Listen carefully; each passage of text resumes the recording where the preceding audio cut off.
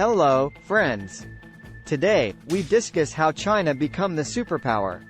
China is one of the most powerful countries in the world.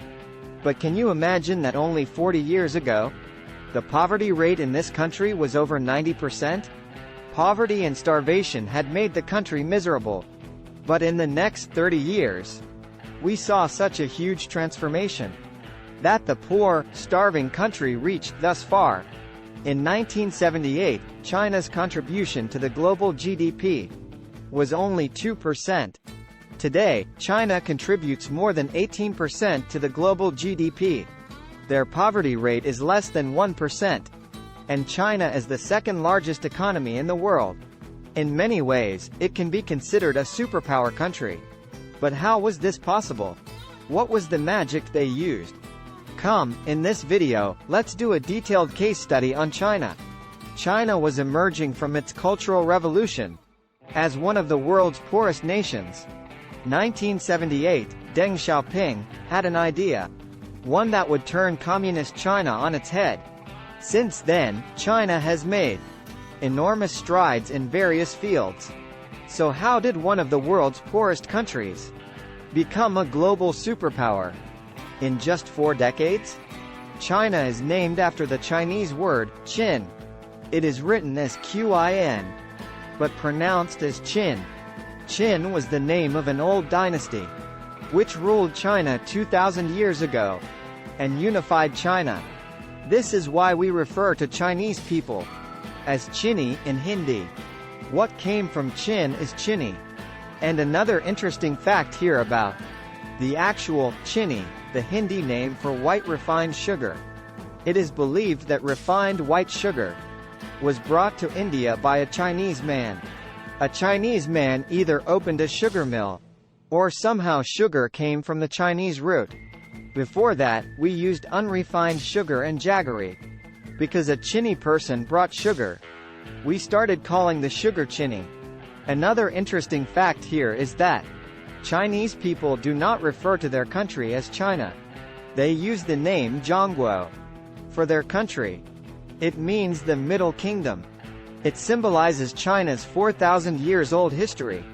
How China used to be the center of the world. It was in the middle. You can see on the map. China is the world's 4th largest country. It borders India. But most of the Chinese population actually lives quite far from India, on the east coast.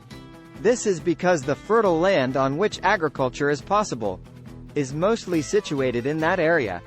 In the west, there are the Himalayan mountains and deserts.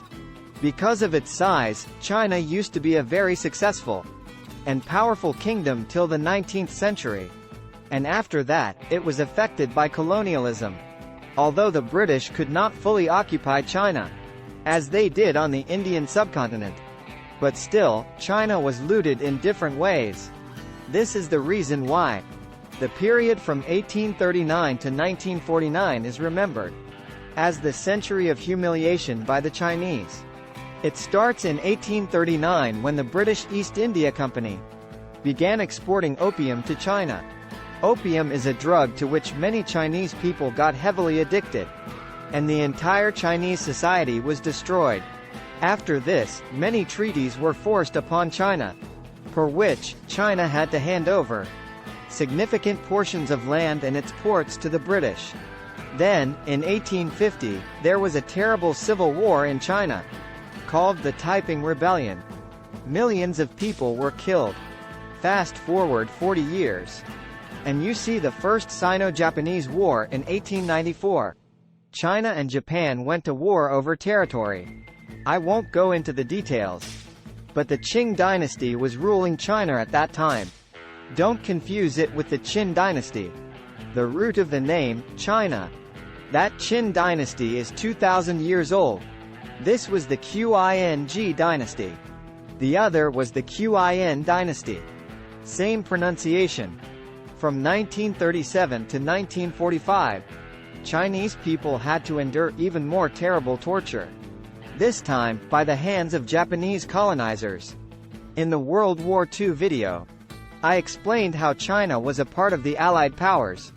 It was fighting against Japan. In World War II, around 30 million Chinese were killed.